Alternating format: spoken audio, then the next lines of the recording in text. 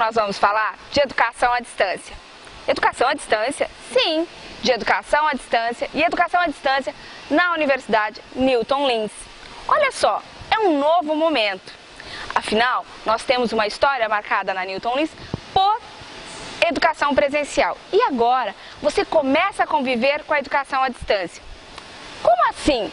Quem é essa pessoa que está falando com vocês? Pois bem, eu sou a professora Dinamara. Tenho um histórico profissional marcado pela educação à distância e pela educação presencial. Sempre atuei nas duas modalidades. E desde o ano de 1994, trabalho com educação à distância.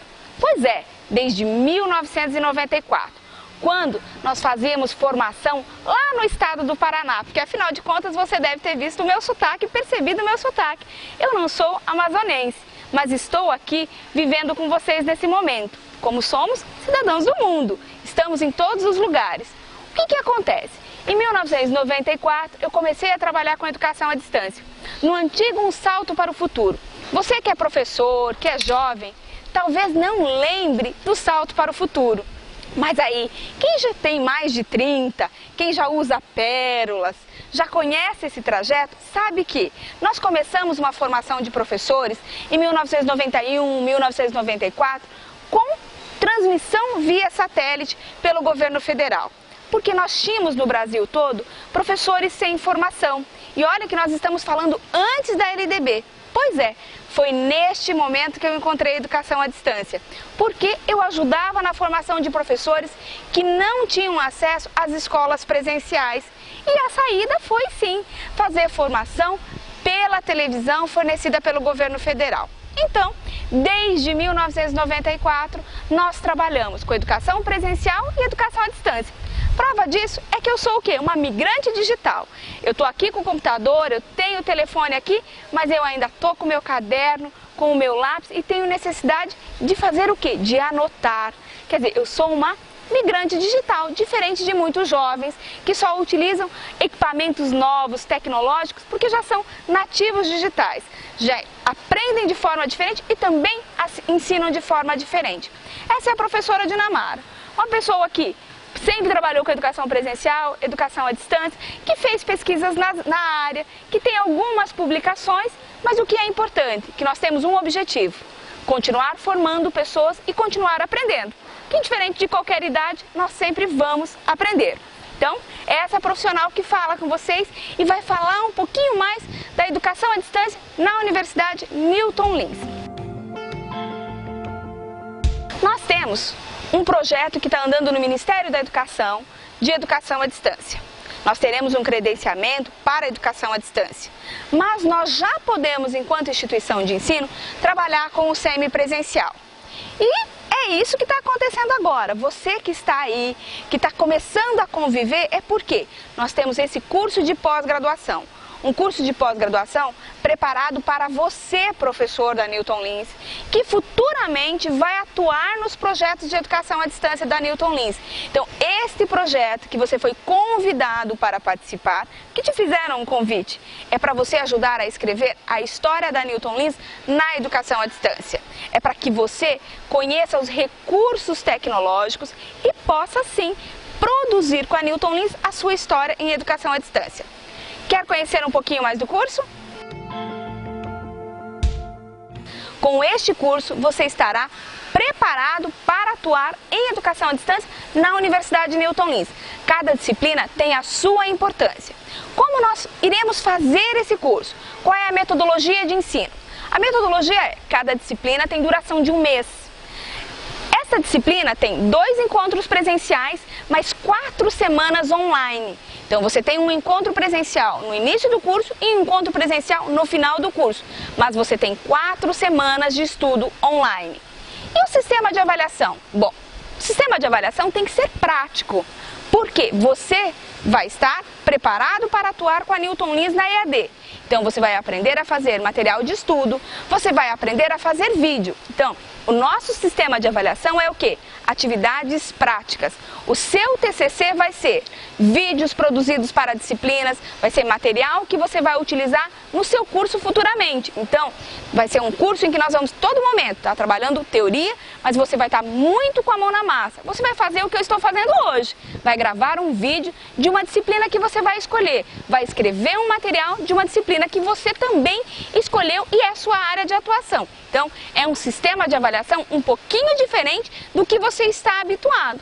E tudo isso você tem que apresentar, porque afinal de contas é uma pós-graduação. E como pós-graduação, você precisa apresentar em banca, ok? Entendeu o sistema de avaliação, o curso que você está estudando e o convite que foi feito para você? Que bom! Agora faça o dever de casa na educação à distância. Vá lá, pegue a sua matriz curricular, pegue as emendas do seu curso e vá decifrando cada disciplina. Até daqui a pouquinho! Olá! Hoje nós vamos falar um pouco do contexto da educação à distância. Você já leu alguma coisa a respeito do contexto da educação à distância? Ou melhor, do surgimento da educação à distância? Bom, alguns estudiosos defendem que a educação à distância sempre existiu, que essa modalidade de ensino sempre esteve presente com a educação presencial. Vamos fazer um corte temporal e eu vou falar assim para vocês. Tudo bem, alguns historiadores dizem assim, desde Paulo de Tarso, quando escreveu a carta, já estávamos falando de ensino na modalidade à distância. Tudo bem, vamos avançar um pouquinho mais e eu prefiro falar das 5 gerações de educação à distância. Sim, das 5 gerações de educação à distância. Em todos os livros que você vai pesquisar falando de educação à distância, está mais usual falar dessas 5 gerações. Uma primeira geração, que é a geração toda do material impresso, que era enviada pelo correio. Depois, uma outra geração que começa aí nas ondas do rádio, né? Programas de educação formal pelo rádio. Depois, uma terceira geração que vai colocando já outras tecnologias. Depois, uma geração que está preocupada com o aluno, né? E com a incorporação já de satélite, que depois vem o encontro presencial. E, por último, essa revolução que foi na nossa vida, a internet, né? Nós que estamos vivendo essa loucura da internet em todos os lugares e acessibilidade. Então, a educação à distância teve várias fases. Sim, marcadas pelas tecnologias que nós estamos convivendo. Afinal de contas, se nós fôssemos ensinar lá na Idade da Pedra, íamos ensinar o quê? Com pedra. Agora, se nós estamos ensinando nesse contexto atual, repleto de tecnologias, o professor começa a ensinar com os equipamentos que ele tem. Porque, afinal de contas, equipamentos servem para quê? Para nos auxiliar no processo de aprendizagem. Eles são só mecanismos, são só meios. E as gerações de educação à distância são marcadas por esses meios, cada época com o seu recurso tecnológico. No material que eu separei para você, você vai ver cada etapa da educação à distância, cada tecnologia, o que cada autor fala disso. Por que eu não estou explicando tudo? Porque é importante que você, aluno, vá até o material e proceda à leitura. Eu estou aqui só relembrando algumas coisas para você. Pois bem, então nós temos as gerações de educação à distância. E são estas gerações, elas não são excludentes, mas elas devem incluir. E o que é importante para você que é aluno, que nós estamos numa disciplina de planejamento e avaliação de educação à distância, é que você perceba o seguinte: quando eu for planejar um curso em educação à distância, eu tenho que incluir e não excluir.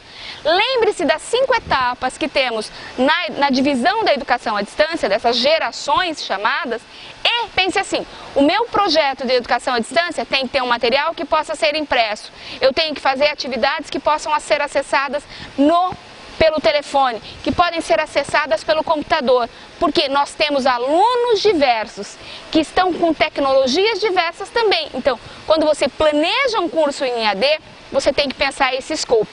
Onde meu aluno está? Que tecnologia ele vai ter acesso? Então, eu tenho que incluir tecnologias e não tirar tecnologias.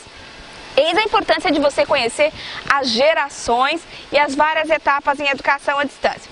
Tranquilo? Então tá. Depois que nós falamos se tem várias etapas, nós temos que pensar o seguinte: essa disciplina, professora, ela vai falar do que precisamente? Só das etapas da educação à distância? Não. Essa disciplina de planejamento e avaliação em educação à distância, ela trata do quê? Eu tenho que conhecer o histórico da educação à distância, como vocês viram uma pinceladinha agora. Eu tenho que conhecer as políticas para a educação à distância. Afinal de contas, para fazer educação formal, eu preciso conhecer a legislação. Depois, essa disciplina também trata do quê? Do financiamento em EAD. Afinal de contas, fazer educação à distância é caro, muito caro. Quem pensa que vai colocar a educação à distância na sua instituição e vai tirar aulas do presencial porque vai ficar mais em conta, é um ledo engano. Fazer EAD custa. Existe um investimento inicial muito alto e nós temos que, enquanto professores, enquanto gestores que estamos estudando planejamento e avaliação em educação à distância, pensar assim, qual é o meu ponto de equilíbrio? Quanto será que custa para fazer um curso em EAD? Você já parou para pensar? E se ele for transmitido por satélite? Quanto será que está um link para satélite no país? Lá no passado era 30 mil. Hoje, com a questão da Copa do Mundo, pós-Copa do Mundo, está chegando entre 80 e 100 mil reais. Já parou para pensar nesses valores? Quantos alunos precisam pagar a mensalidade para nós conseguirmos pagar essa conta só do satélite? Então, assim, na disciplina de planejamento e avaliação, nós vamos sim tratar do dinheiro, da viabilidade econômica em educação à distância. Vejam bem os tópicos. A fundamentação teórica de educação à distância. Vamos falar das questões das políticas públicas. Depois, do financiamento em educação à distância. Parou para pensar quanta coisa? Te dá um tempinho, para e pensa aí o que é que nós vamos estudar esse um mês junto e que você deverá muitas vezes ir para o portal acadêmico. Pensou? Quanto você tem para estudar? Então, fazer educação à distância não é fácil como muitas pessoas pensam. São 3 tópicos? Não. Nós temos que pensar assim, quem é o aluno em educação à distância? Como é o sistema de avaliação para esse aluno? Quais são as metodologias que eu tenho de processo de interação com esse aluno? Tudo isso em planejamento e avaliação em educação à distância? Sim, porque planejar não é planejar só uma aula. Quando nós falamos em planejar em educação à distância, nós temos que ver esse contexto. Nós temos que ver em que macro nós estamos envolvidos. Qual é esse momento em que eu estou fazendo educação à distância? Então, essa disciplina extrapola a questão de como preparar uma aula para a EAD. Nós vamos falar, sim, do aspecto da gestão aliada ao pedagógico. Compreendeu o que é a disciplina? Pois bem, se você compreendeu, eu espero você no fórum, porque eu vou lançar uma pergunta e nós vamos falar outras coisas que tem embutidos dentro dessa disciplina, porque eu tenho certeza que você leu a ementa. Afinal de contas, um aluno em EAD precisa desenvolver a autonomia. Até daqui a pouco, te encontro no fórum.